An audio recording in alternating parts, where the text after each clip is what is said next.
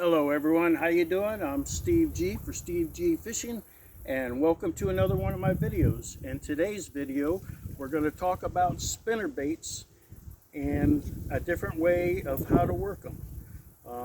I'll show you my way. We're getting into the cold months.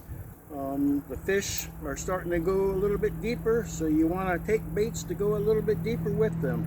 So the bait we're going to be working with is a spinner bait. This is a spinner bait that I'm using right here. I like to go with the white. I got a really dark stained water here, so I like to go with the white color because it really stands out, and I like to use the silver blades. Whenever I run the spinner bait, I always like to put something on the hook to add a little bit more life. What I have here is I have a fluke, which is the white glitter, and I like to use that on the back end of my spinner bait. So let me go ahead and hook that in there. Now whenever you are working your spinner bait, you want to make sure that if you hold your spinner bait up like that, you're going to have the white part here on this white part of the fluke is going to be on the inside of your spinner bait. So let me go ahead and hook that up.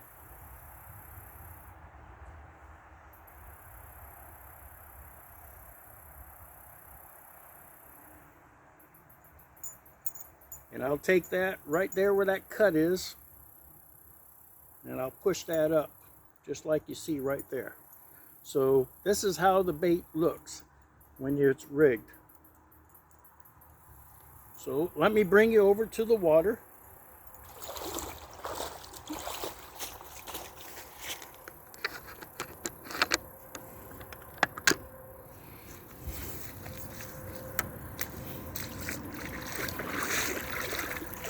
What I like to do is when I'm running that spinner bait, I like to run it just like you see right there. Run it slow. See how that's running? I like to run it slow, and I like to keep it about a foot off the bottom. Now, another way I like to work my spinner bait is as soon as I cast, I like to let it drop, just like you see that. Bring it up, and then let it drop again. Let it flutter down. Bring it up, and then let it flutter down again. Whenever you make that cast that bait out, and then just let it go down and flutter down. See, you can see it. Let's see if I can get it on camera here. See how it just flutters down, and it'll stay on the bottom. And because I have that fluke on there, I can jerk that just like you see right there, and it adds a little life to it. Now this is on the sandy bottom that I'm doing this on.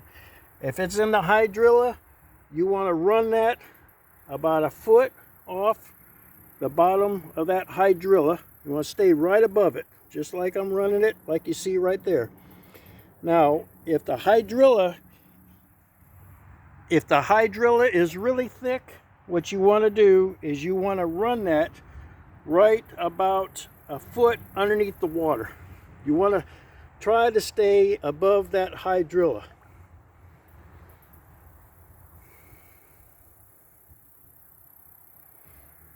If you got bait fish that are feeding, cast that out and just let it drop, and then bring it up really quick and let it drop, and then bring it up real quick and then let it drop. Bring it up real quick and let it drop, and do the fluttering position. That works really good for the spinner bait.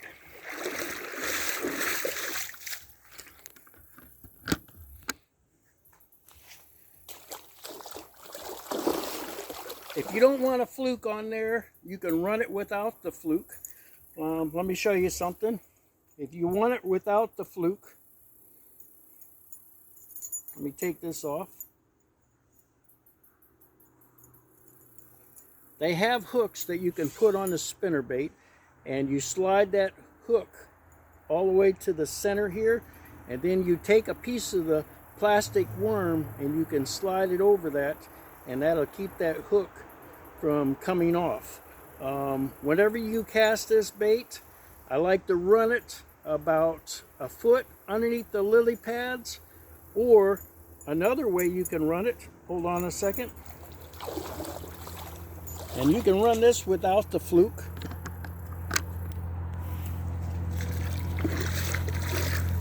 Is you can run it real close to being on top of the water. Hold on a second. See how I got that? It's almost fluttering right on top of the water. You can keep it right about, let me get this reeled in a little more. You can keep it right about, I'd say 6 inches above that surface. If you really want to turn them on, bring that bait over the lily pads, let it drop. Then run it really fast, then let it drop in between the lily pads. But whenever I'm running in the lily pads, I like to run at least a foot deep, and I want to run that bait as fast as I can.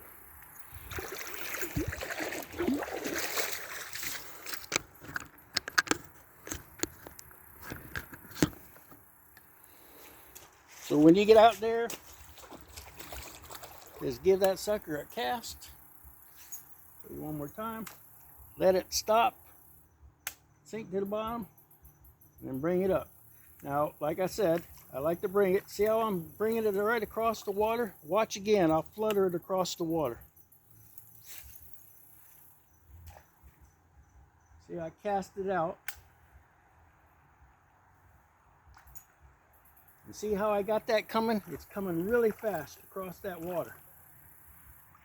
That sometimes will turn a good strike on. Watch one more time. Cast it out. And then I reel it in fast. Just like you see like that.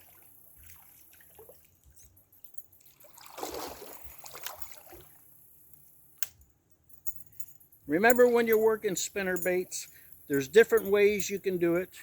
You can run it fast, about 6 inches underneath the water, or you can run it a foot, or you can bring it up and let it fall down. There's so many different ways that you can work a spinnerbait.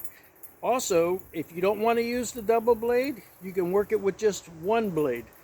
Like I said, there's so many different ways of working a spinnerbait. But I tell you, if you got bait fish and the bass are jumping around on those bait fish, this lure here can become pretty hot.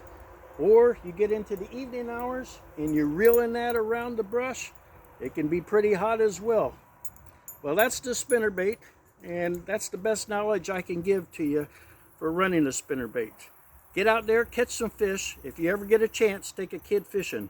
God bless. I'm Steve G for Steve G Fishing, and I hope to see you on another one of my videos. Thank you for watching.